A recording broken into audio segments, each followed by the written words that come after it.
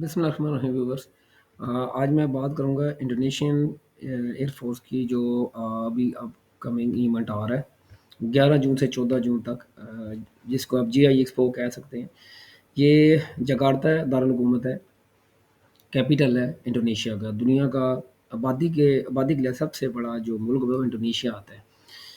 तो इसकी हम बात करेंगे इस वजह से कि इसने हाल ही में अभी खबर अनाउंस हुई है कि इसने तकरीबन 42 जो 42 जेट्स हैं वो चाइना से ले रहे हैं। अब कुछ लोग यहाँ पर रूमर्स ये कर रहे हैं, ये मेन न्यूज़ है कि ये लोग रूमर्स कर रहे हैं, खबर कर रहे हैं कि जी ये इसकी रीज़न ये है कि पाकिस्तान इंडिया की जो वार हुई है उसकी रीज़न ये नहीं है। उसकी मैं आपको मोटी सी रीज़न खा दूँगा। पहली बात तो ये है कि पाकिस्तान J-10CE लोग कह रहे हैं, वो सॉरी इंडोनेशिया J-10CE नहीं ले रहा। उसकी रीज़न ये है कि कॉस्ट जो है $50 मिलियन है। इंडोनेशिया जो ले रहा है ये तो कोई बात नहीं कर रहा। इंडोनेशिया जो असल में ये ले रहा है वो ये अपने कोस्ट लाइन के लिए ले रहा है। इंडोनेशिया की जो कोस्ट लाइन है वो ज़रा समुद्र तरफ से घिरा हुआ तरफ से उसकी कोस्ट लाइन बहुत ज़्यादा है। तो जो कुछ कंट्री थे जिनके साथ जो कोस्ट लाइन के साले समुद्र ज़्यादा होता है उनको जो है वो अपनी मिलिट्री पर ज़्यादा खर्चा करना पड़ता है। तो बेसिकली उसका लेने का मकसद जो है वो क्या कहते हैं ग्राउंड पर नहीं है, उसका सी लेवल पर थोड़ा सा उसको प्रिक्योर करना है, उसको लेवल करना है।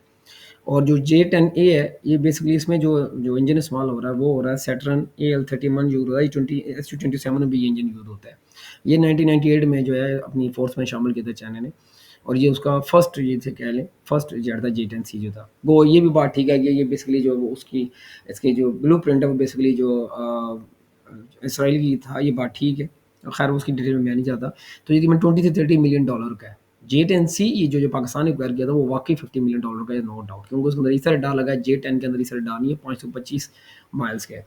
तो एक मेन वजह इसकी ये भी मैं कहूँगा है, उसकी रीज़न ये है कि जब जो इसकी बैक में अगर हम जाके हम देखें तो एक तो आपको समुद्र वाली लाइन होता है, कोस्ट लाइन है। दूसरी खास रीज़न ये भी है कि जो आपस में जो इंडोनेशिया का चाइना का जो आपस में वो है जो ट्रेड है वो बहुत ज़्यादा है, बहुत ही ज़्यादा है। तकरीबन कम से कम 135 बिलियन डॉलर है कम से कम।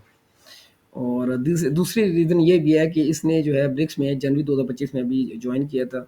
और एक तीसरी रीज़न इसके चाइना के साथ ताल्लुकात ना सिर्फ तजारत बहुत अच्छी है बल्कि जो इन्होंने क्वाड एक बनाया था, आपको पता होगा, जो इन्होंने चाइना के खिलाफ खड़े थे, जापान ने, अमेरिका ने, ऑस्ट्रेलिया ने और न्यूजीलैंड ने, उनका इनका सब और इंडिया भी शामिल था। किसी तरह हम इंडोनेशिया को भी खड़ा किया तो इंडोनेशिया ने उसमें जाने से तकरीबन सब इनकार ही कर दिया था।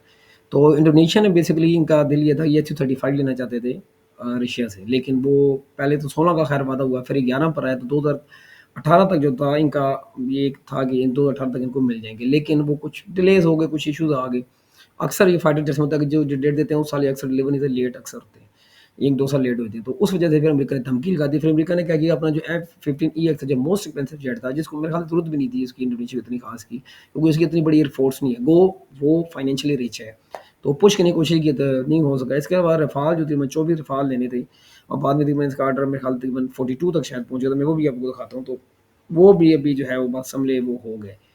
तो एक रीज़न ये भी है, और एक बात, इनका जो एक फाइटर प्रोग्राम चल रहा है, फाइटर जेट का प्रोग्राम चल रहा है, जो है उसके साथ साउथ कोरिया के साथ चल रहा है, जिसके अंदर 20% जो इंडोनेशिया ने इन्वेस्टमेंट की हुई है, 80% जो है वो साउथ कोरिया की है, KF-21 है, उसमें भी इनका चल रहा है। तो मेरे ख्याल से आने वाले वक्त में जो होगा ये दुनिया का पहला कंट्री होगा जहाँ पर जो है वो बहुत ही ज़्यादा जैसे एक ही फोर्स में ये होगा कि जहाँ पर जो होगा J-10C होगा और साथ रफ़ाल होगा। ये बड़ी यूनिक बात होगी। जैसे जब पाकिस्तान ने जब लिया था तो पाकिस्तान दुनिया का वाहिद कंट्री था जिसमें F-16 भी था और J-10C भी था। जस्ट लाइक दैट, क्योंकि अभी तक ये तो कोई दूसरा कंट्री, इसके बाद इंडोनेशिया दूसरा कंट्री बनेगा जहाँ F-16 होगा और वो क्या कहते हैं उसको ये J-10C सॉरी J-10 होगा। मैं सी की बात नहीं कर रहा।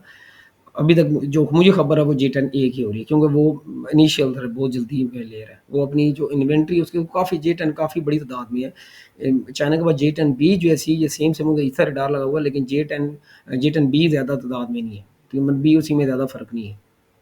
तो आई थिंक J-10A में बहुत ज़्यादा फ़र्क है, जो इनिशियल पहला था उसका। तो आई थिंक J-10 ही उसको जल्दी दे सकता है। बी सी तो खुद चाइना यूज़ कर रहा है, मेरा नहीं ख्याल चाइना देगा उसको।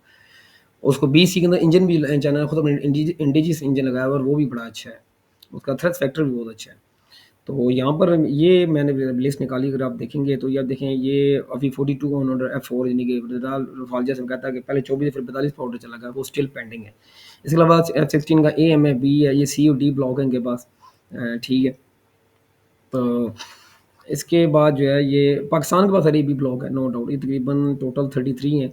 SU-27 है, ये तकरीबन 5 हैं, और SU-30 है। ये वही है जो इसके पास है, इंडिया के पास है, क्योंकि अभी उनके अपग्रेड नहीं, ये 11 है इनके पास। और ये गोल्डन ईगल है, ये भी ये लाइट एयरक्राफ्ट है, ये छोटा एयर टू ग्राउंड के लिए यूज़ होता है। ये भी बुलाया तो ये इसको थोड़ा-सा इश्यू आ गया था, मैंने इसकी रिपोर्ट भी मैंने की थी। और यूएसए का जो है वो लाइट अटैक है, ये भी उसी कैटेगरी में लिफ्ट लाइट अटैक में आता है। ये एसयू-10 जो है हैवी जेट, ये सारे ऊपर जो है मल्टी रोल हैवी जेट है ऊपर, ये रशिया से ऊपर, ये एसयू-30 से ऊपर आप देख रहे हैं।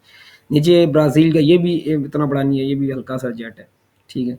और इसके अलावा आपको नीचे जाके दिखाता हूँ, तो अभी आप देखें, ये देखें स्पेन का भी इन्होंने बीच में इंक्लूड कर रखा है। अभी मैं इसराइल का भी आपको दिखाता हूँ। तो अभी हेलीकॉप्टर्स में अगर आप देखें तो वो फ्रांस के भी शामिल है, यूके, इटली के भी शामिल है, ठीक है।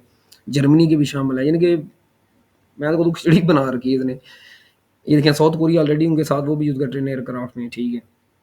यूरोप की भी कुछ है, H-45। अच्छा, इसके बाद जो है ये मेल यूएवीज़ अगर आप देखें तो वो चाइना के यूज़ कर रहा है ऑलरेडी। यानी कि कुछ लोग कह रहे हैं कि फर्स्ट टाइम नहीं रहा है, चाइना के ऑलरेडी वो यूज़ कर रहा है। टर्की के बैरक्टर यूज़ वो कर रहा है आपके सामने, ठीक है। और इसराइल के भी यूज़ कर रहा है, यानी कि मैं आप यूँ करें खिचड़ी ही इसे आप इसे कह रहे हैं, ठीक है। तो ये बहुत बड़ी खिचड़ी पकी हुई है।